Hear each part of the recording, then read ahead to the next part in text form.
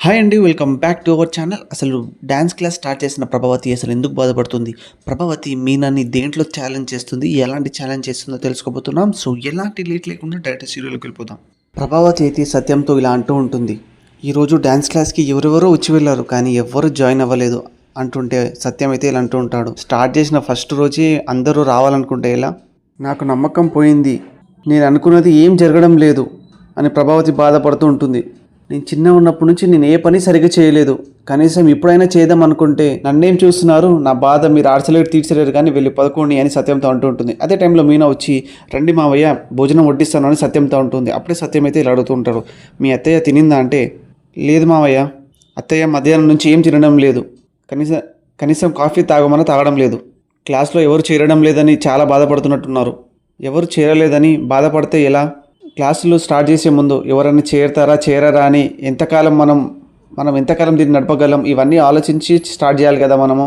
మీ అత్త అవి ఏవి చేయదు, అన్నిటికీ తొందరే. అప్పుడే బాలు అయితే వస్తూ ఉంటాడు. ఇంకా ప్రభావతి ఇలా అంటుంటాడు, నాట్య శిఖామణి శ్రీమతి ప్రభావతి గారు ఇంత సైలెంట్గా ఉన్నారు అంటూ ఉంటే ప్రభావతికి ఒక్కోసారి కోపం వచ్చి పోరా అంటూ ఉంటుంది. నేను అసలే కోపంగా ఉన్నాను, నన్ను విసిగించకో అంటూ ఉంటే సత్యం ఒక్కసారి బాలు కొద్దిగా గమ్మునుండ్రా అంటూ ఉంటే అప్పుడే బాలు ఏమైంది నాట్యవతికి దీపావళి పటాసులా పేరుతుంది అంటుంటే సత్యం వచ్చేసి డ్యాన్స్ క్లాస్లో ఎవరు చేయడం లేదంట అంటూ ఉంటే ఆ కోపమే మన మీద చూపిస్తుంది, తినడానికి కూడా రాలేదు.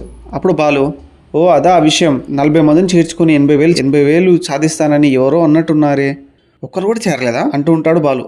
అప్పుడు ప్రభావతి మీకు చాలా సంతోషంగా ఉన్నట్టుందిరా బాలు అంటూ ఉంటే అప్పుడే బాలు వచ్చేసి దీంట్లో సంతోషపడడానికి ఏముంది అంటూ ఉంటే అప్పుడే ప్రభావతి నేను అనుకున్నది చేయకపోతే మీకు నీ భార్య మీనకు చాలా సంతోషంగా ఉంటుందేమో అంటుంటే అప్పుడే ప్రక్కన సత్యం ప్రభా తప్పు నీ వైపు పెట్టుకొని వాళ్ళని ఎందుకు విమర్శిస్తున్నావు అంటూ ఉంటే ఎవరైనా వస్తారో లేదో ముందే ఎంక్వైరీ చేసుకొని ప్రారంభిస్తే బాగుండేది అంటూ ఉంటాడు సత్యం. అప్పుడు ప్రభావతి నిజమే, తప్పంతా నాదే, ఈ ఊర్లో ఎవరికీ కళాపోషణ లేదని తెలుసుకోలేకపోయాను.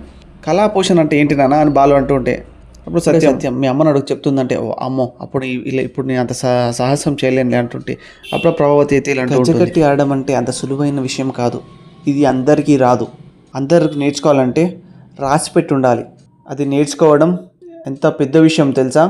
అప్పుడు బాలు అది కూడా ఒక రకమైన డ్యాన్సే కదా అంటూ ఉంటే ఎవరు చేసినా వస్తుంది, ఇది పెద్ద విషయమా ఇదే మన కారు తోలడం పూలు అల్లడం అనుకుంటున్నావా, భరతనాట్యం ఇది నేర్చుకుంటే జన్మ ధన్యమైపోతుంది, ఇది మీకు అర్థం కాదులే అని బాధపడుతూ ప్రభావతి అయితే అక్కడి నుంచి లేచి వెళ్ళిపోతూ ఉంటుంది.